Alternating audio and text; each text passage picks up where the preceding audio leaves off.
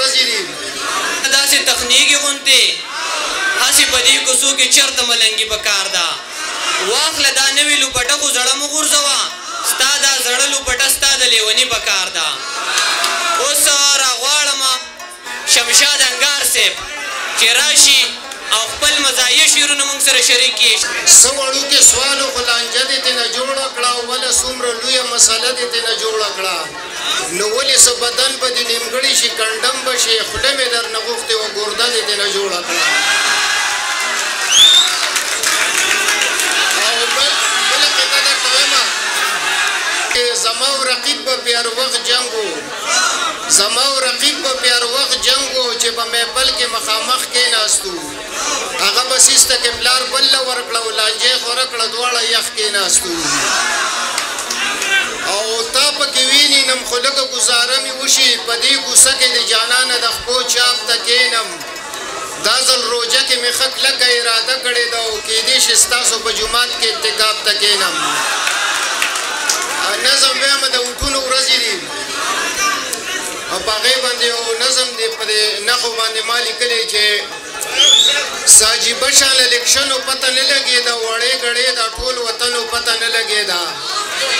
ورله غرمنه ماسخوتنو پته نه لګېده او ولاړ کوڅې ته به یو تنو پته نه لګېده سهار به یو شان ماښام بل شان ته به وې پوسټرې او ځایونه نه وو په یو بل به لګېدې پوسټرې د چا چانکو د چا پکې پیالې نښه وه د چا ګازره وه د چا پکې مولې نښه وه د یو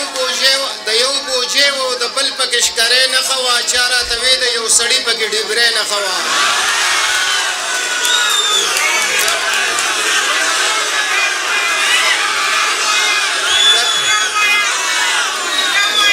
د چا چانکو د چا پکې پیالې نښه وه د چا ګازره وه د چا پکې مولې نښه وه د یو بوجې وه او د بل پکې شکرې نښه وه چا راته وې د یو سړي پکې ډیبرې نښه وه نو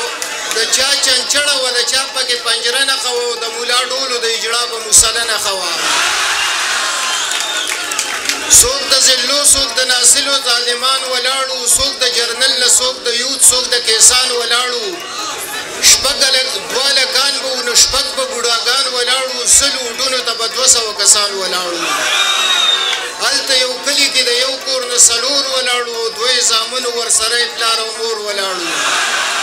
نو هر چا د خپل لیډر نارې د زنده‌باد وښلې د مخالف سړي چغې د برباد وښلې چا د پاټۍ چغې ایستې چا د آزاد وښلې او په جلوسونو کې یې چغې د فساد وښلې کلي په کلي چم په چمې تنازه جوړه کړه او په هر یو کور هره کوڅه کې فتنه جوړه کړه دا الیکشن نه دی چې څوک پکې دوکه ونه کړي چې ضمیر خرڅ نه شي او لار پکې پیسه ونه کړي چې د یو بل ګریوان ونه نیسي لانجه ونه کړي دا الیکشن خو به د سره بیا مزه ونه کړي مزه خو دا کوي چې سر پکې په بل مات کړي او که د بل نه وي نو چې خامخا پې خپل مات کړي او ښځې په وډ باندې جنګونه هېڅ خبره نه ده دا په یو بل پسې ګواښونه هېڅ خبره نه ده د سوک سپېړې ګزارونه هېڅ خبره نه ده او یا خو سر مات او یا غاښونه هېڅ خبره نه ده چې په قلاره الیکشن په پښتونخوا کېږي نو د ووټ نه وروسته تبصرې به بیا په چا کېږي او پښتانه ښه ښکاري بد نه ښکاري جګړو باندې چې الیکشن لړاووي ښه په جپړو باندې ورځي په یو بل راټینګېږي نه په پړو باندې او یو بل سم شین کې په کوتکو لوړو باندې خلکو به وایي جګړې نه دي دا د سپو کار دی خو اوس ماهران وایي چې نه د پښتنو کار دی او اخري بند چې الیکشن نه و خو چټي غولول دا خلک په امیدوارو باندې سه تنګول دا خلک په برش کابلا میخ پیشکش پلک نه پوهېدل دا خلک دا هم لاسه نښې وي خواسې شرمول دا خلک نورو قامونو ته انګاره ترقي میلاو شوه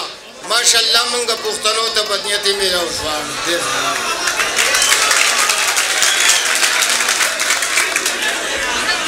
ما درته څه ویلي زه درته نور هېڅ نه وایم یو د سګرټ دې منع کوم نو په دې مې وژنې